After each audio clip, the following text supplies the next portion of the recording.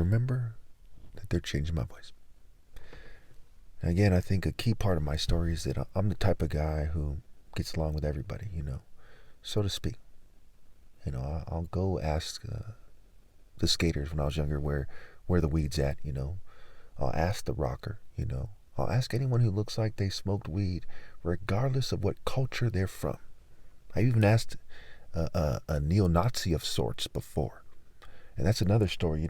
I hate to put them on blast like this, even though, they're known to not like black people. But I think that's another important story where I was in Santa Cruz. I'm driving the Infiniti back then. It's dark green Infiniti Q45. Okay. I was driving it used, but I felt very important when I drove it, right? And again, money is not important. I've had money. I had the car. Lived in the $5 million house. So it's not that important. Human lives are very important. Living a moral life is extremely sacred. It's very important. I've been talking about sacred morality as a concept. I use that phrase going back to maybe 2014, 13, 14, or 15. It's been around 10 years or so.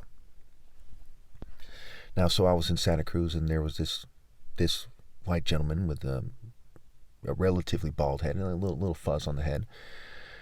And so, I roll up on him, and I'm not going to be too specific here, but we I ask him where the weed's at. He agrees. He hops in the ride. We're on a mission to get the weed. Right here I am, a mulatto guy who's, consider myself a street thug, consider myself a gang member of sorts at the time.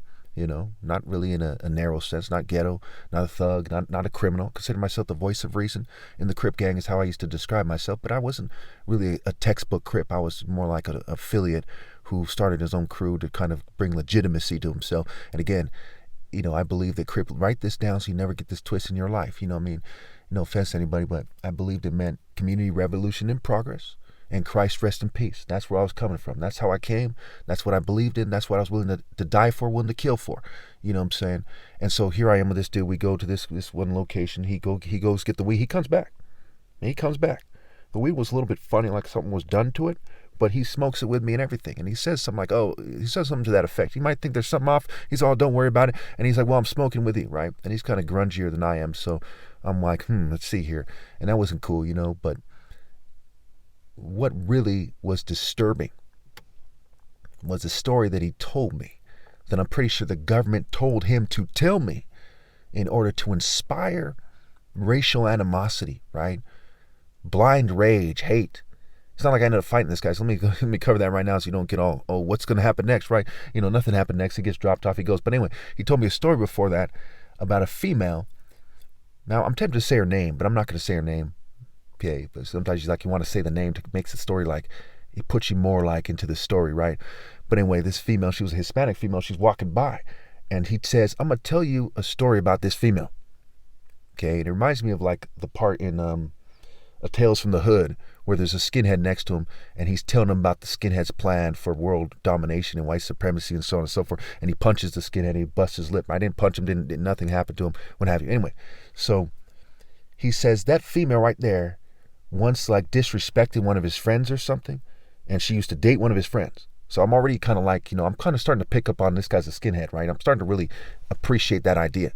But I'm like, he got me the weed. I know that in prison people deal with the other races and including, white supremacists. And so, I'm kind of, I'm playing like a gangster really, you know what I'm saying? And so he tells me the story, and I'm faded by the story. I'm like holding it. I don't know, I'm like shocked, right? Where basically they were at Westcliff, which is a place there where there's cliffs and the water crashes on the beach, and sometimes the water crashes on the rocks by the cliff. And he says, that it was nighttime or something, and they all beat her ass and basically ran a train on her, right? They gave me more details than that. He gave me more details than that. And they took a piss on her and threw her off the cliff. Okay, and that he wasn't there. Excuse me, he wasn't there. That's one of the things that saved him, that might have started conflict if he put himself on the scene. And he's kind of laughing about it. And I'm like, man, what the fuck? Like, I'm tripping, right? I'm not like fucking let's get out the car and we're fighting, because he said it in a way that was so borderline, like almost acceptable, right? Because there's so many dudes that like tell you stories. I know this one guy who did this kind of thing, and to some degree I appreciate him telling the story if it's real, because you want to know what's going on, you know what I mean? So he's giving me the 411, but he's like laughing about it, acting like a gremlin or some goblin. And so, I'm like, man, what the fuck? You got to understand that a huge part of my story is a lifelong provocations and my extreme discipline that allowed me to kind of shrug off things that are enough to quote unquote drive a preacher wild. Okay, especially those again, the government was well aware that I was trying to wage a war against rape on the internet well before this occurred. I was like 19 years old or something. This is well before this occurred. Okay, and so they said they beat her up, ran a train, beat her up, pissed on her and threw her off the. Did I bring up that part? They threw her off the West Cliff. Okay, and at first, when I'm younger, I didn't know whether or not that would kill somebody or not. I was a little confused about that. I'm like, if somebody's beat up and they're like lifeless and they're thrown off the cliff, so I'm like, man, what the fuck, right? And it was so caught off guard, and this is like right before he gets dropped off. So I didn't really have a lot of time to react. And to this day, it's kind of, it takes some thinking what exactly you should do. You say, well, I'm beat this guy's ass. He's a skinhead, and he brought this up, right? Boom. And also in Santa Cruz, I had heard this one gentleman, another dude I got weed from, right? And we were smoking from the Gravity Bong. It's a long story what that is. Okay, and he tells me that there was these skinheads who live in like Scotts Valley or something. They're friends with one of his friends who's Hispanic, and they had a party. These guys come in and they say turn that N-word stuff off, and they take off their shirt or whatever. They're nutting up, right? They're acting up. And, there's that story. And then this is fucking Santa Cruz, I guess Hippieville. You don't think of it as skinheads, right? Then there was a time I seen a bunch of 4 or 5 skinheads around a black guy looked mentally ill, and they're like saying, hey, tell them what to do. And they obviously came together. I'm in the car waiting for my mom while she's in the store or something. Okay, so I really couldn't do anything about it if I wanted to. And again, I'm taken off guard. I'm like, what do I do about it, right? And then there's a time when, more recently, I'm driving, they're gang stalking me, and I've seen several skinheads in Santa Cruz as part of the gang stalk. Not skinheads, but best described as white supremacists. Like, if you've dealt with the streets enough, you know for the most part with a certain accuracy who's who, right? In regards to that.